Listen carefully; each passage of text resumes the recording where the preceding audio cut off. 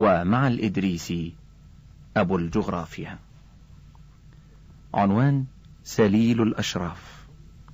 في ضوء الشمس ونور القمر كان الفتى محمد يرقب السفن رائحة غادية في البحر الأبيض، يميل بعضها إلى مرسى سبتة، ويواصل بعضها رحيله شرقا إلى موانئ الإسكندرية واللاذقية وعكا، وغربا عابرا بوغاز طارق إلى الموانئ الغربية بأوروبا وإفريقيا. كان محمد قد حفظ القرآن وعرف مبادئ الدين، كان يشعر دائما في أعماقه أنه سليل أسرة الأدارسة الأشراف الذين أنشأوا لهم دولة بالمغرب في عصر هارون الرشيد، ودولة بالأندلس هي دولة بني حمود. كان يدرك وهو في العقد الثاني من عمره أن مجد آبائه يولي وتغرب شمسه مثلما تغرب شموس دول عربية كثيرة في المشرق والمغرب، وأنه لم يبق لأحد من الأدارسة من طريق سوى طريق العلم ولقاء العلماء ورؤية أرض الله. كثيرا ما كان محمد يتجول في أنحاء سبتة، وكانت سبتة قائمة فوق هضبات بشبه جزيرة يحيط بها البحر من 3 جهات على بعد 10 أميال جنوبي جبل طارق. يرى مرسى مينائها الذي يقول البحارة إنه لا مثيل له بين مراسي ومواني السفن في البحر المتوسط، ويرى سورها الحجري وبيوتها الحجرية ومآذن مساجدها وطرقاتها الكثيرة في التعرج، وكأنها قد استعدت أبدا لمواجهة الغزاة في كل منعطف. فيما مضى كان اسم سبتة هو سابيتوم عندما أنشأها الرومان كقلعة عسكرية، وفيما مضى قبل 4 قرون انتزع المسلمون بقيادة موسى بن نصير هذه المدينة من أيدي حكامها من القوط الأسبانيين، ولقد ظلت هذه المدينة موضعا للنزاع بين حكام الأندلس وحكام المغرب، وبلغ من عناية الخليفة الأندلسي عبد الرحمن الناصر بها أنه شيد حولها سورا منيعا من الحجارة. وفي تلك المدينة ولد محمد بن محمد بن عبد الله الإدريسي عام 493 هجرية 1100 ميلادية، وعاش طفولته وصباه وشبابه الأول يصعد هضابها ويرى أمواج البحر وزرقة السماء، ويرنو إلى الآفاق الفسيحة في مدى البحر والصحراء. عنوان: وصية أب. كان محمد قد بلغ من العمر 16 عاما حين سمع أباه يقول له: حان الوقت يا بني لترحل إلى مدينة قرطبة بالأندلس، وتعرف بها في جامع قرطبة علما أكثر وأغزر على أيدي العلماء. وأدرك محمد أن حلمه بالأسفار يوشك أن يتحقق، وأن توقه إلى الاستقلال بأمره يوشك أن يبدأ. وقال له أبوه: تذكر دائما يا محمد أنك من الأشراف لأنك من الأدارسة. فقال له محمد: أعرف ذلك، فجدي 11 اسمه إدريس، وهو ابن الحسن بن الحسن ابن الإمام علي ابن أبي طالب.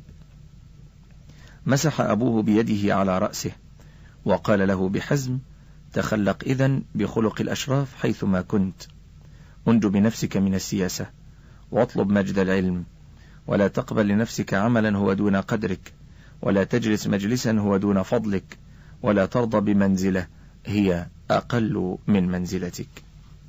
عنوان: طالب علم رحالة. نزل محمد مدينة قرطبة، كانت ما تزال حاضرة العلم والثقافة غربي العالم الإسلامي، وواحة للمعرفة والفن في أوروبا بأسرها.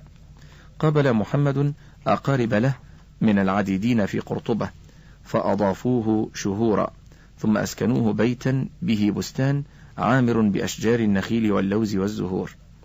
أخذ يتردد على حلقات مسجد قرطبة الجامع، ويجلس إلى العلماء، وبينهم فقهاء ومحدثون وفلاسفة ورياضيون وجغرافيون وفلكيون. ودهش محمد إذ رأى أطفال المدارس يدرسون الجغرافيا على خرائط، ويديرون بين أيديهم كرات أرضية عليها اليابس والبحر والأقاليم والمدن.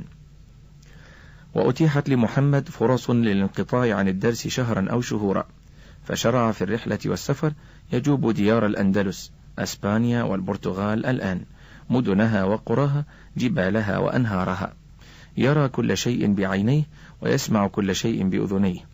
زار مدينة لشبونة ورأى حصن المعدن المقابل لها، والمرآة التي تدور أبدا في قمة برجها تعكس ضوء الشمس، بل لقد عبر البحر وزار سواحل انجلترا الغربية، واجتاز الجبال والأودية، وزار سواحل فرنسا الغربية والجنوبية، وتعلم أطرافا من الحديث بالفرنسية والإنجليزية واللاتينية، وكان أبدا يصحب معه خادما يدبر له أمره، وجارية تطهو له طعامه.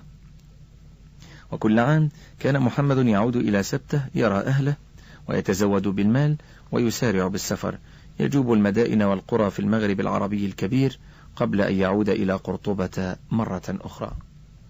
وعاما بعد عام كانت نفس محمد تراوده وهو في قرطبة وهو في سبته لزيارة جزيرة صقلية، وكأن شيئا خفيا يجذبه إليها. كان يعلم أن قبائل النورمان قد احتلتها إثر غزوها للجنوب الإيطالي قبل 40 سنة من ميلاده، وأن له فيها أقارب نزحوا إليها إثر انهيار دولة بني حمود من الأدارسة بالأندلس، لكنه كان يخشى القيام بهذه الزيارة، وغزاة النورمان يحتلونها ويصادرون أراضي الفلاحين المسلمين في قراها. عنوان: الخوف في الوطن. عاد محمد إلى سبته وقد سئم الإقامة في الأندلس، ولم يعد ثمة ما يطلبه من العلم بها، ولا من الأماكن والمدن ما يزوره. كان قد بلغ من العمر 37 سنة. عكف محمد على أوراقه يراجع وينظم ما كتبه في أسفاره عن المدائن والقرى التي زارها، والأنهار التي عبرها، والوديان التي اجتازها، والجبال التي رقى سفوحها وذراها، ويحكي لأهل سبته العلماء منهم وغير العلماء عجائب الأخبار والأسفار. ولم يكد يمر عام على مقامه في سبته حتى راوده الحنين إلى الأسفار، وقعدت به عن الارتحال قلة المال، فقد ودع أبواه الدنيا، وتفرق إخوته في بلاد المغرب وجزر البحر المتوسط سعيا وراء مطالب العيش، وخوفا من الاتهام يوما بأنهم يسعون مثل أجدادهم لإقامة دولة من دول الأدارسة مرة أخرى في المغرب أو في الأندلس. كان يدرك أن عليه أن يرحل مثلما رحلوا، خوفا من الوشاية والاتهام بأمر لم يفكر فيه لحظة، ولكن أين يذهب؟ وكيف؟ ومن أين المال؟ وكيف يأمن من طول البقاء؟ والكل يلقبه بلقب الشريف الإدريسي. ووفد إلى سبته قريب له مقيم بصقلية اسمه أبو عبد الله محمد بن أبي القاسم ابن حمود. جاء قريبه لزيارته، فجلس معا في شرفة قصر أبيه، يحدثه هذا عن أسفاره ويحدثه ذاك عن صقلية، وكأنه كان يقدم له طوق النجاة بحديثه عن هذه الجزيرة. عنوان: بين ملك وملك. كان العرب قد فتحوا صقلية واستقروا بها 250 سنة، وقدموا للحياة على أرضها 10 أجيال، وجعلوا من صقلية ملتقى لحضارتي الشرق والغرب والعالم القديم والجديد. وصارت صقلية على أيديهم واحدة من النوافذ الكبرى لإخراج أوروبا من ظلمات العصور الوسطى. وجاء النورمان الغزاة وفتحوا فيما فتحوا جزيرة صقلية في البحر المتوسط قبل أن يولد الشريف الإدريسي ب40 سنة.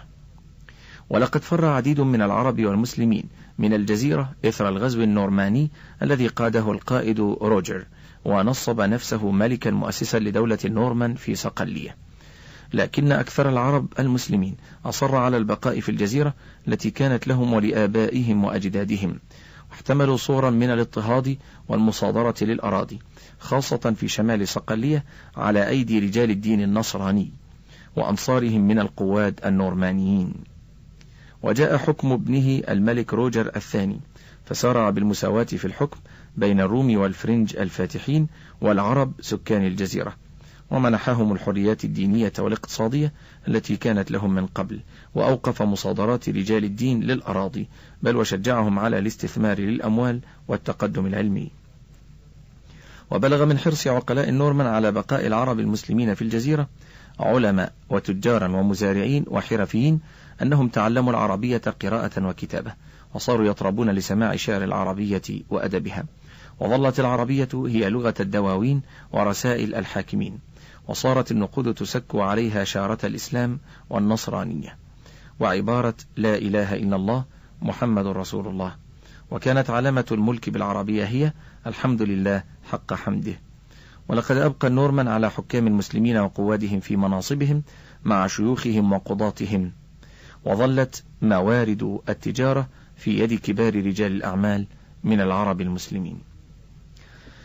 ولم تخلو هذه المعاملة للعرب من ضيق رجال الدين النورمانيين بالملك روجر الثاني، حتى اتهموه بأنه اعتنق دين الإسلام، وراحوا يدللون على ذلك بحمايته لهم ولينه في معاملتهم أي المسلمين، وإنشائه ديوانا للمظالم ينظر في شكاوى المظلومين منهم، وإبقائه على ديوان الطراز المشهور بصنع أردية حريرية جميلة مزينة بزخارف عربية إسلامية، وحرصه على أن يضع فوق ثيابه الملكية عباءة مطرزة بزخارف عربية، ومجالسته لعلماء العرب المسلمين كل ليلة يتحدث إليهم في أمور العلم والمعرفة، وتشبهه بملوك الشرق في بلاطاتهم وقصورهم.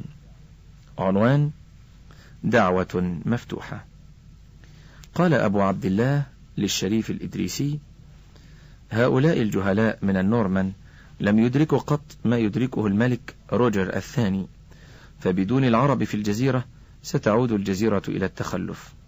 والملك روجر حريص على تثقيف نفسه بنفسه، وهو يعرف ثمرات وجود العرب في صقلية، يعرف أن جزيرته ملتقى حضارتين، إحداهما سوف تغرب شمسها والأخرى تقترب من لحظة الفجر، وأن عليه أن يكون موئلا وملاذا للحرية في جزيرة صقلية. ثم قال أبو عبد الله له: وما راء كمن سمع، تعال إلى صقلية لترى بعينيك صدق ما أقوله لك.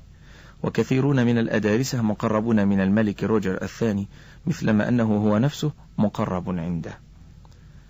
رد الشريف الإدريسي في دهشة: كيف؟ ألا يخاف منكم أن تسعوا إلى إقامة دولة للأدارسة في صقلية؟ ضحك أبو عبد الله وقال: إنه أكبر وأقوى من أن يظن ذلك، فالحكم قد استقر للنورمان في صقلية منذ زمن طويل، ولزمن طويل قادم، ولأن يكون الأدارسة بالقرب منه في صقلية يغدق عليهم العطاء خير من أن يكونوا بعيدين عنه. صمت الرجلان في ليلة قمرية تنعكس فيها أنوار القمر على ذؤوبات أي قمم أمواج البحر. قطع عبد الله الصمت بقوله: سأعود إلى صقلية وفكر في القدوم إلينا، ولسوف نتراسل إلى أن نلتقي.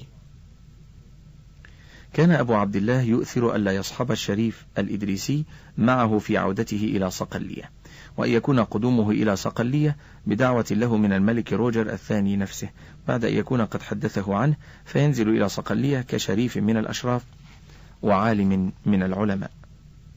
عنوان: البداية. قال الملك روجر الثاني لأبي عبد الله في دهشة: كيف يكون صاحبك بهذا العلم بالبلدان والنبات والطب ولا تأتي به معك إلينا؟ فقال له أبو عبد الله: أيها الملك، ما كان لمثله أن يأتي وحده إلى بلادك، وإن رأيت حاجتك إليه فادعوه بنفسك، حتى لا يخشى أن تظن به سوءا لو زار صقلية بغير إذنك. ولم ينم الملك روجر الثاني ليلته حتى أملى رسالة وجهها إلى الشريف الإدريسي في سبتة، حملتها إحدى سفنه، وعليها بعثة من رجاله ترافق الإدريسي وأهل بيته في قدومه إلى صقلية. عنوان: مشروع ملكي. استقبل الملك بنفسه الشريف الإدريسي على باب قصره في بالرم عاصمة صقلية، وصحبه إلى قاعة عرشه، وجلس معا في مكان آخر يتحدثان وحيدين بعد أن خلا لهما المجلس. قال الملك روجر: أنت من بيت خلافة، ومتى كنت بين المسلمين عمل ملوكهم على قتلك، ومتى كنت عندي أمنت على نفسك. سمعا معا تسابيح الفجر تتردد من مئذنة المسجد في سماء بالرم، فافترقا إلى لقاء آخر في اليوم الجديد. كان الملك روجر قد أفرد قصرا بخدمه وحشمه ليقيم به الشريف الإدريسي هو وأهله، وأجرى عليه راتبا شهريا لا ينال مثله سوى العظماء. وتعددت بينهما اللقاءات، وتوالت الأسابيع والشهور، والملك لا يسأم من الجلوس إلى الشريف الإدريسي وحكاياته له عن أخباره وأسفاره والعجائب التي شاهدها في رحلاته. لكن الشريف الإدريسي كان رجل علم ولم يكن سمير ملوك، فتاقت نفسه إلى الأسفار، وتمنى أن ينفق الملك روجر على أسفاره ليؤلف كتابا كبيرا عن الممالك والمدائن وأقطار الأرض وأهلها، ويزوده بالخرائط. باح الإدريسي بما في نفسه للملك ذات ليلة، فقال له الملك روجر: لا أحب أن أفارقك وتفارقني، وأنت فرد واحد، ومهما سافرت أو ارتحلت فسوف تكون أخبارك ومشاهداتك أخبار ومشاهدات رجل واحد، أليس كذلك يا شريف؟ فقال له الشريف الإدريسي: بلى، لكنني لا أفهم ما ترمي إليه أيها الملك. فقال له الملك: ماذا لو جعلت 100 يسافرون في أرجاء الأرض بدلا منك؟ ألا نعرف أكثر عن الأرض ونختصر الوقت ولا تضيع عشرات من السنين؟ قد لا يتسع لها عمرك ولا عمري. فقال الإدريسي وقد تهلل وجهه رضا وراقت له الفكرة: بلى أيها الملك. فقال له الملك: فاختر من الرجال العلماء المحبين للأسفار 100، ومعهم المصورون من الرسامين يرسمون لهم ما يشاهدونه من معالم الأرض، ويجمعون معا ما لم يصل إلى يديك من الكتب عن بلاد الدنيا، ولا تحمل هما للمال، ستكون لديك مادة كتابك بعد سنين 10 أو تزيد، وسيكون لدي ما أريده من معارف يحتاجها الملوك عن أمم الأرض ودولها وملوكها وثرواتها وطرق المسافرين والمسافات بين الأقطار والمدائن. عنوان: أول بعثة علمية. عكف الشريف الإدريسي أسابيع يختار الرجال وأسابيع يدربهم على المشاهدة في أرجاء صقلية وعلى تصوير ما يرونه برسومهم، وحين اطمأن قلبه أعطى الإشارة، فانطلق الرجال في البحر إلى أصقاع الأرض. وربما كان هؤلاء الرجال أول بعثة علمية تجوب ممالك العالم الوسيط في القرن الهجري السادس الميلادي 12.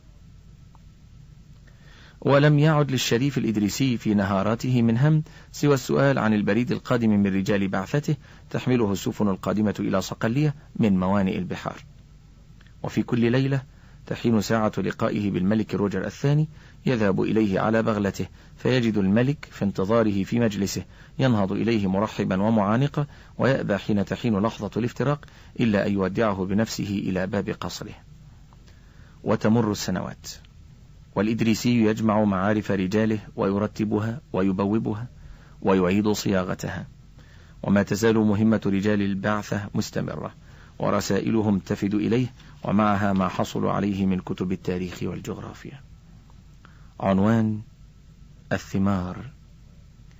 أثمرت جهود الإدريسي ورجال بعثته كتابا ضخما عنوانه نزهة المشتاق في اختراق الآفاق، وهو الكتاب الذي طارت به شهرته بين علماء الشرق والغرب من الجغرافيين على مر العصور.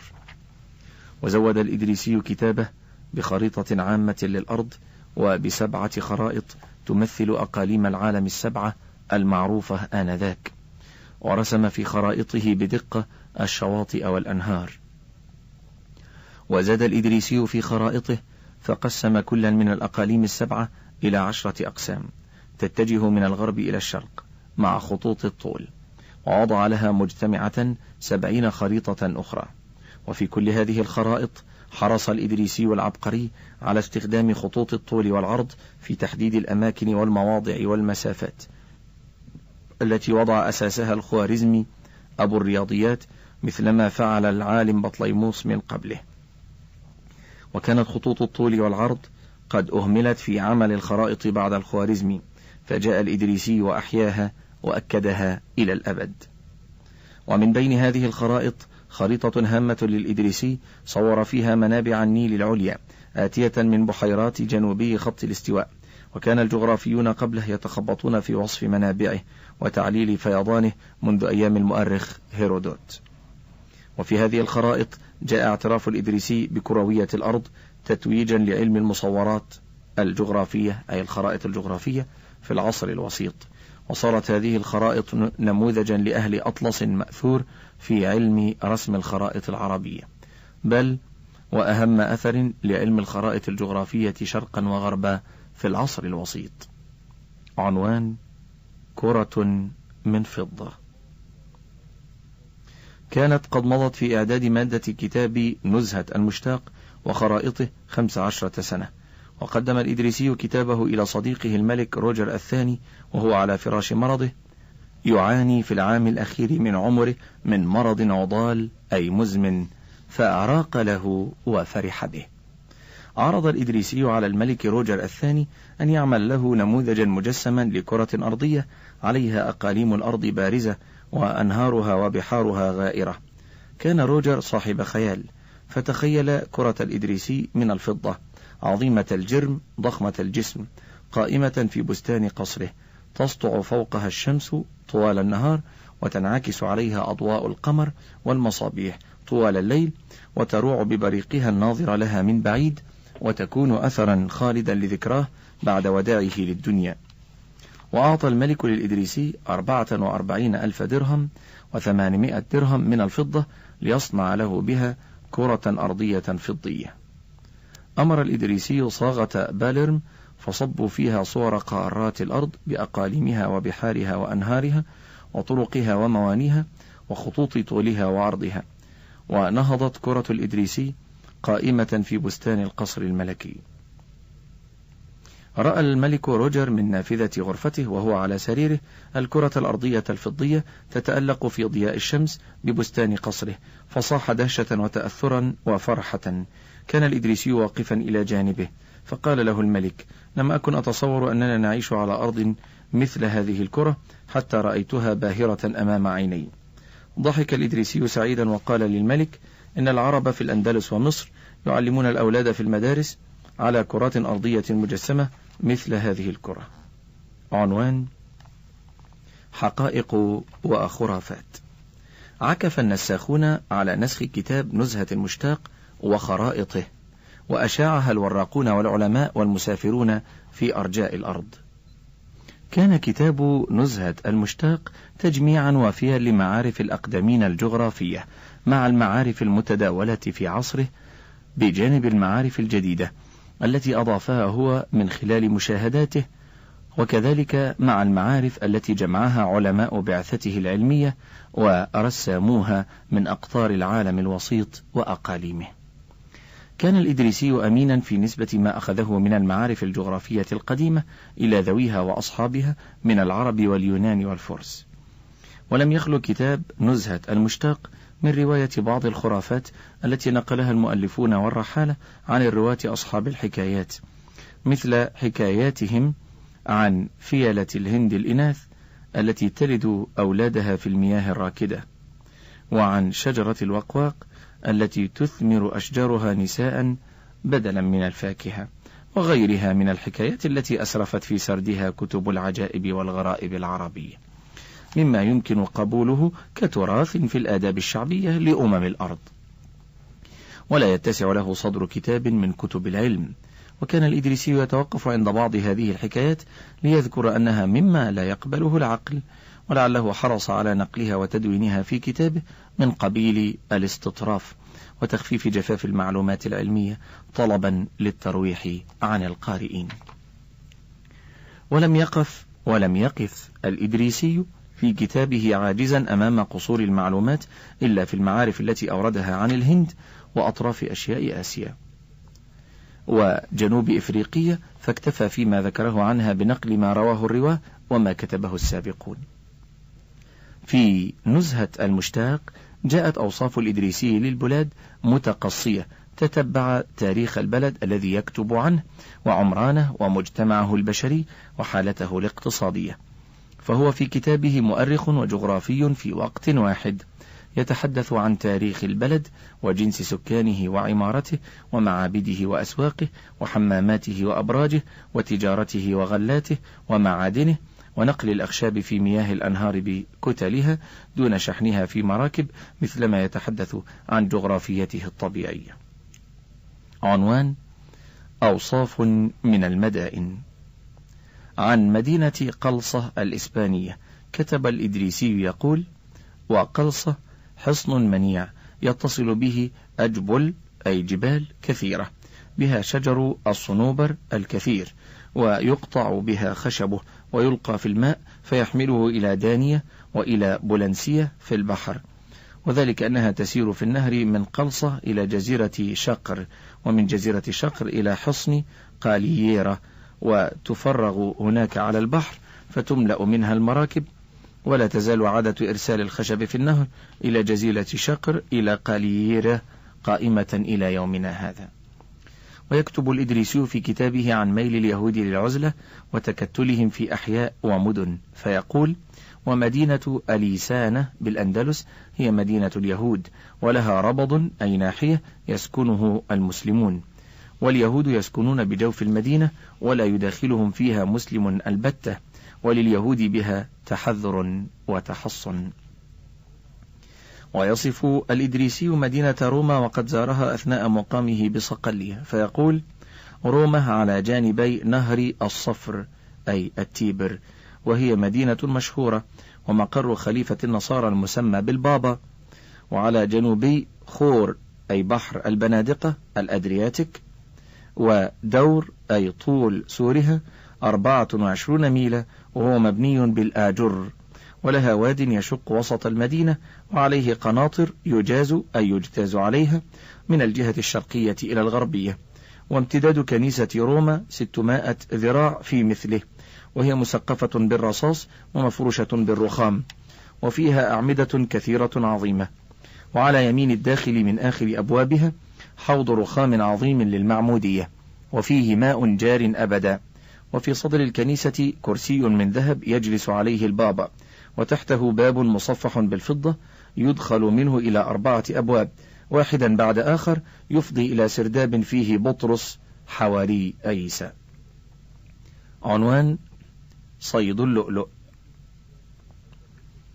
ويصف الإدريسي في كتابه صيد اللؤلؤ في جزيرة أوال فيقول: وأهم جزر البحرين جزيرة أوال، وفي هذه الجزيرة يسكن غاصة اللؤلؤ في المدينة التي يصل إليها التجار من جميع أنحاء الأرض معهم المال الوفير، يترقبون شهورا طوال موسم الغوص، ويستأجر التجار الغاصة مقابل جعل أي أجر معلوم يتفاوت مع جودة الصيد واعتقاد التجار بمهارة الغاصة، ويكون الغوص في أغشت أي أغسطس وشتنبر أي سبتمبر، وقبل هذا إذا كانت المياه صافية، ويصطحب كل تاجر الغواص الذي اكتراه أي استأجره، وتخرج المراكب جماعة من الميناء فيما ينيف أي يزيد على 200 دونج أي سفينة صيد، وهي فلك أي سفن أكبر من الفلك العادي، ويقسم التجار إلى سطحها إلى 5 أو 6 بلنجات أي أقسام منفصلة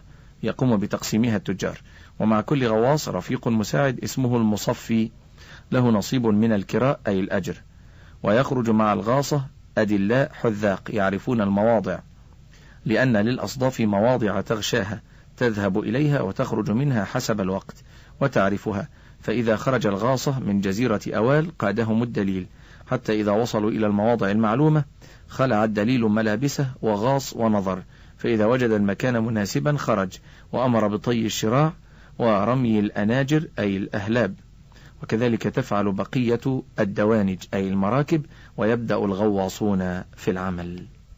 ويوصل الإدريسي وصف عملية الصيد منذ أن يسد الغواص خياشيمه ويحمل سكينه وكيسه والحجر الثقيل المعلق بخيط رفيع متين إلى أن يجذب الخيط فيسحب من قعر البحر إلى أعلى حاملا صيده من الأصداف، فيلبس ملابسه وينام، ويأخذ المصفي في فتح المحار بحضور التاجر الذي يجمع اللؤلؤ ويزنه ويسجله في زمام أي في دفتر، ويأكل الجميع قبيل المغرب وينامون طول الليل استعدادا لعمل شاق مقبل في يوم جديد. عنوان: المغامرون 8. ويروي الإدريسي حكاية غريبة عن فتية خرجوا من مدينة لشبونة في مغامرة بحرية لكشف بحر الظلمات أي المحيط الأطلسي، وما وراءه من شطآن.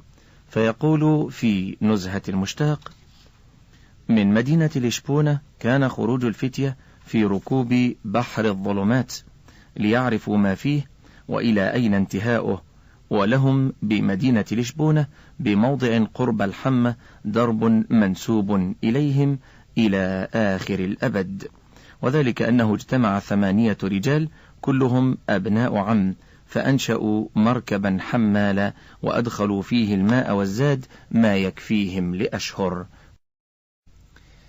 ثم دخلوا البحر أول طاووس، أي هبوب الريح الشرقية، فجروا بها نحوا من 11 يوما، فوصلوا إلى بحر غليظ الموج كادر الروائح قليل الضوء، فأيقنوا بالتلف، فردوا أي حولوا قلاعهم في الجهة الأخرى، وجروا في البحر في ناحية الجنوب 12 يوما، فخرجوا إلى جزيرة الغنم، وفيها من الغلم ما لا يأخذه عد ولا تحصيل، وهي سارحة لا راعي لها ولا ناظر إليها، فقصدوا الجزيرة فنزلوا بها، فوجدوا عين ماء جارية وعليها شجرة تين بري، فأخذوا من تلك الغنم فذبحوها، فوجدوا لحومها مرة لا يقدر أحد على أكلها، فأخذوا جلودها وساروا مع الجنوب 12 يوما إلى أن لاحت لهم جزيرة،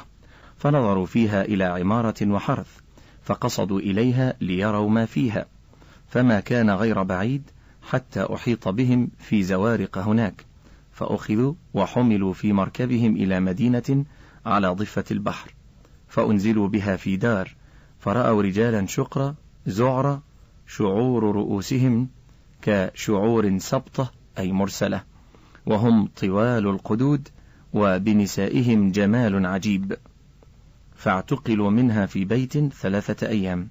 ثم دخل عليهم في اليوم الرابع رجل يتكلم اللسان العربي، فسألهم عن حالهم وفيما جاءوا وأين بلدهم، فأخبروهم بكل خبرهم، فوعدهم خيرا، وأعلمهم أنه ترجمان الملك. فلما كان في اليوم الثاني من ذلك اليوم أحضروا بين يدي الملك، فسألهم عما سألهم عنه الترجمان، فأخبروه بما أخبروا به الترجمان بالأمس، من أنهم اقتحموا البحر ليروا ما به من الأخبار والعجائب، ويقفوا على نهايته. فلما علم الملك ذلك ضحك، وقال للترجمان: خبر القوم أن أبي أمر قوما من عبيده بركوب هذا البحر، وأنهم جروا في عرضه شهرا إلى أن انقطع عنهم الضوء وانصرفوا من غير حاجة ولا فائدة تجدي. ثم أمر الملك الترجمان أن يعدهم خيرا وأن يحسن ظنهم بالملك، ففعل، ثم صرفهم إلى موضع حبسهم إلى أن بدا جري الريح الغربية، فعمر بهم زورق وعصبت أعينهم، وجرى بهم في البحر برهة من الدهر. قال القوم: قدرنا أنه جرى بنا 3 أيام بلياليها، حتى جيء بنا إلى البر، فأخرجنا وكتفنا إلى خلف، وتركنا بالساحل إلى أن تضاح النهار وطلعت الشمس، ونحن في ضنك وسوء حال من شدة الأكتاف، حتى سمعنا ضوضاء وأصوات ناس، فصحنا بأجمعنا، فأقبل القوم إلينا فوجدونا بتلك الحال السيئة، فحلوا من وثاقنا وسألونا، فأخبرناهم بخبرنا، وكانوا برابر. فقال لنا أحدهم: أتعلمون كم بيننا وبين بلدكم؟ فقلنا: لا. فقال: إن بينكم وبين بلدكم مسيرة 2 شهرين. فقال زعيم القوم: وأسفا، فسمي المكان إلى اليوم أسفا، وهو المرسى الذي في أقصى المغرب. وهذه القصة رواها المسعودي في كتابه مروج الذهب قبل الإدريسي بقرنين من الزمان. عنوان: العزلة. عام 1154 ميلادية أسلم الملك روجر الثاني روحه إلى خالقها، وحزن عليه الشريف الإدريسي حزنا شديدا ألزمه بيته شهورا، وتولى الملك من بعد أبيه الملك غاليام الأول. وخشي الإدريسي على مكانته في بلاط القصر النورماني، فألف كتابا في الجغرافيا هو روض الأنس ونزهة النفس، وهو الكتاب المعروف باسم المسالك والممالك. وكان هذا الكتاب تلخيصا لكتابه نزهة المشتاق. وأهدى الإدريسي كتابه إلى الملك غاليام تقربا إليه.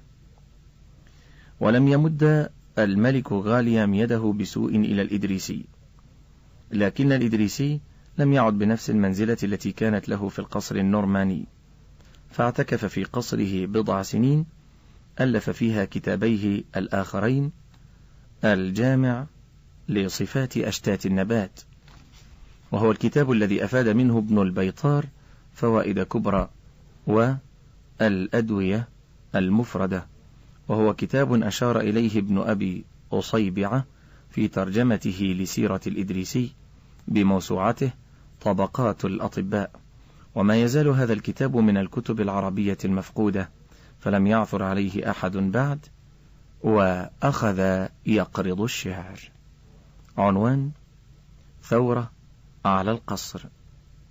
مضت 6 سنوات بعد رحيل الملك روجر عن الدنيا، وجاء عام 1160 ميلادية، وشبت في باليرم ثورة عارمة ضد الملك غاليام، نهب فيها الثوار القصر النورماني، ودمروا كرة الإدريسي الفضية، وأخذوا أجزاءها أمام عينيه، وكان قد بلغ من العمر 61 سنة.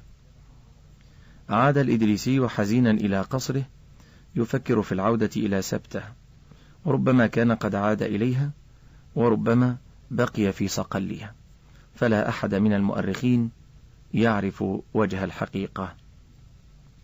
عكف الإدريسي مرة أخرى على كتابه الجامع لصفات أشتات النبات، الذي ساق فيه أنواع الأشجار والثمار والحشائش والأزهار والحيوانات والمعادن، وأخذ يرتبها على حروف أبجد هوز، وساق معجما لأسمائها بالسريانية واليونانية والفارسية واللاتينية والبربرية، وكأنه كان بهذه اللغات من العارفين. عنوان: تجاهل وإدانة. وطوال قرون عانت ذكرى الإدريسي الكثير من تجاهل المؤرخين العرب، وبينهم معاصروه لفضله، وربما تحدثوا عن بعض أعماله متجاهلين ذكر اسمه بقولهم صاحب نزهة المشتاق. وبين هؤلاء المتجاهلين للإدريسي كان المؤرخ المقريزي وياقوت الحموي، ولم ينصفه حقا بذكر اسمه سوى ابن خلدون والأديب الشاعر صلاح الصفدي في ترجمته له بكتابه الوافي بالوفيات. ويرجع المستشرق الفرنسي كاترمير السبب في هذا التجاهل إلى أن المسلمين لم يكونوا راضين عن اتصال الإدريسي بالملك النورماني روجر الثاني، ولا عن دخوله في خدمته. وأرجع آخرون السبب في هذا التجاهل إلى أن الإدريسي قد عاش في رعاية النورمان في وقت كان فيه الصليبيون والفرنجة يشنون حروبهم الشعواء على المسلمين في المشرق، ويعملون على طردهم من الأندلس. وكان من أهملوا ذكر الإدريس يعرفون اسمه ويقدرون فضله ولا ينكرون عليه علمه.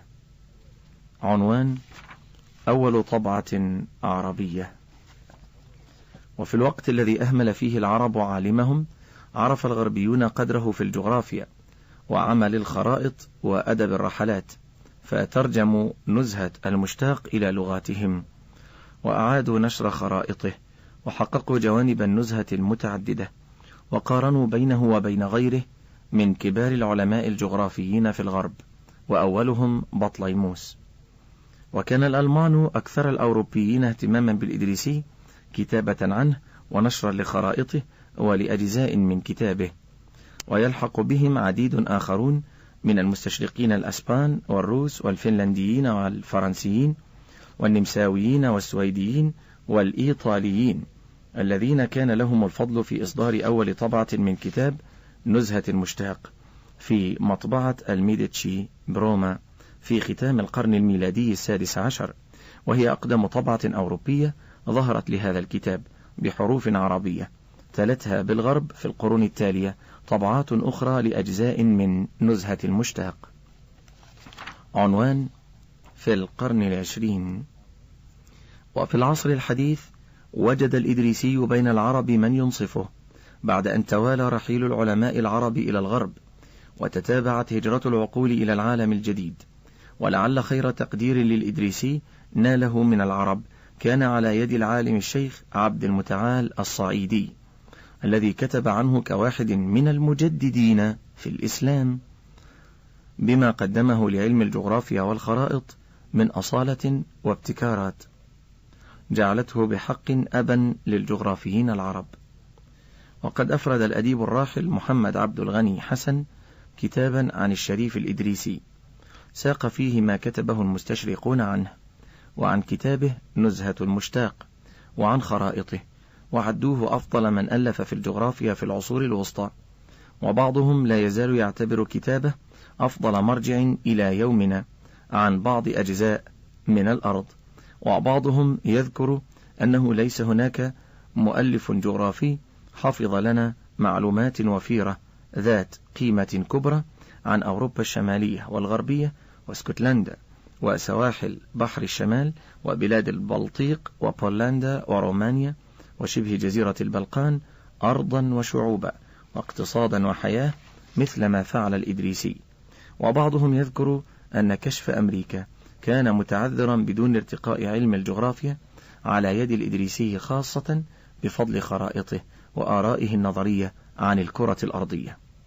وفي العراق بذل المجمع العلمي العراقي ببغداد جهدا كبيرا لإحياء خريطة الإدريسي عن الكرة الأرضية بإعادة رسمها وطبعها عام 1951 ميلادية، نقلا عن 5 نسخ مصورة لهذه الخريطة من كتاب نزهة المشتاق في مكتبات باريس وأكسفورد واسطنبول وروما.